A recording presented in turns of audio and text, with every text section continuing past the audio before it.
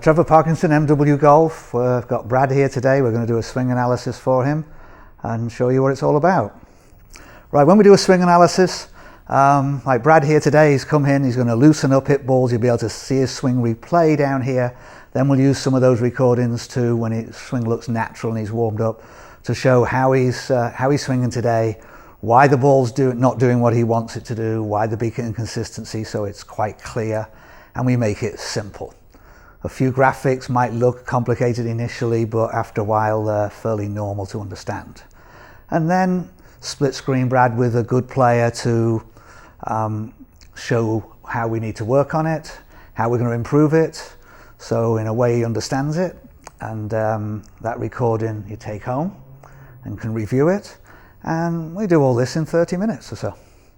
Right, come over here Brad, we've got to get that a lot more relaxed, and we're going to work on get them relaxed. You just turn the body and hinge the wrist. This has got to work downwards like this. Right, now just hit one, right? Just get the feel like that and just let it go. Get them arms hanging loose. That's it. Oh, just go. Okay, now come over here and let's have a look at it. So this is a really good posture you got here. Bending where you would bend in the hip joints and knee joints. You're overdoing it a little bit. This needs to be a little taller perhaps, and the knees a little more bent. There's too much weight in your heels.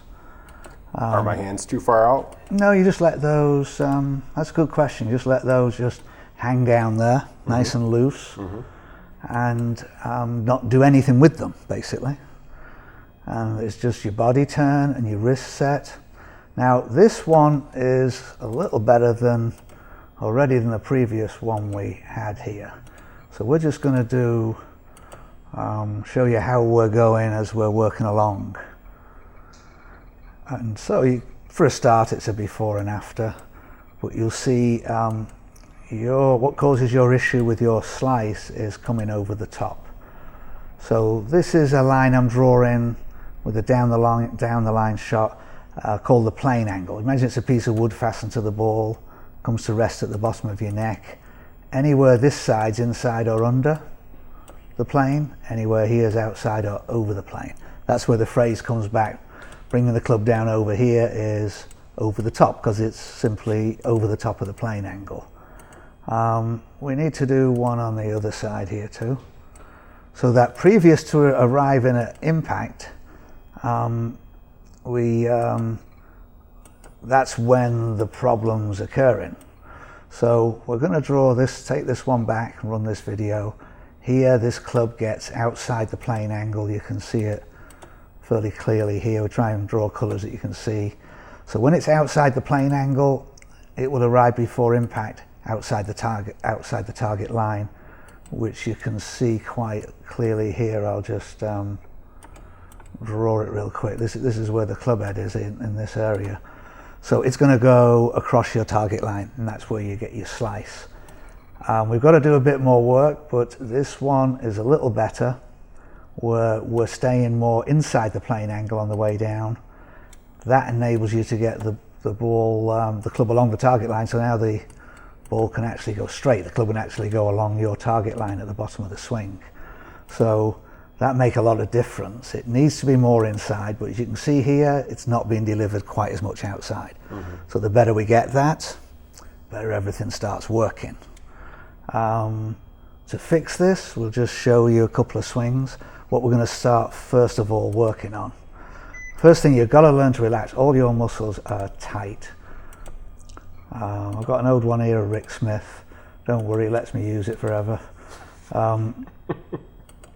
If we were to draw straight to his body, it's just a good basic swing to make it clear. You imagine that being the axis point, Brad. That's what we're going to work on. You turn your body here, and that is, the shoulders will be square to the spine angle. It's like an imaginary axis. You train yourself to turn around there. Funny enough, when you get it going, it gets easier to get it right. Right? So somebody's going to look at you and say, oh, your head's moving, Brad. Okay, well, you say, okay, well, how do I keep my head still? So everybody tries to keep it still. But golf is a movement, it's a swing. So you turn good, head stays steady. So this will stop moving down and moving around once your body movement improves. So you can see now it's working back up again, right? And also you're coming out your spine angle here. Don't know if you know what it means by that, but we'll just go over it quickly. Over. Well, yeah, but the reason why, you see, I'll just mark out where his hips are there and where Rick's are here. And staying in your spine angle is staying in your axis point. So as we turn to here, we would have this position basically the same. So it's actually one move, it's not a series of movements.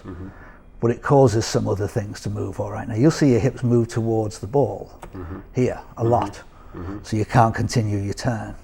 So you're actually doing less moves by getting it right than you are all these moves you're adding into it, and simple and straightforward.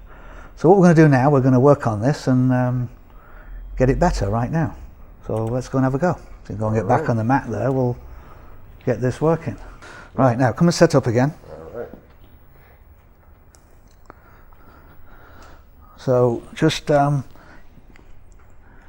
a few and just get relaxed like this. Get all loose and easy, and then we'll go over your swing.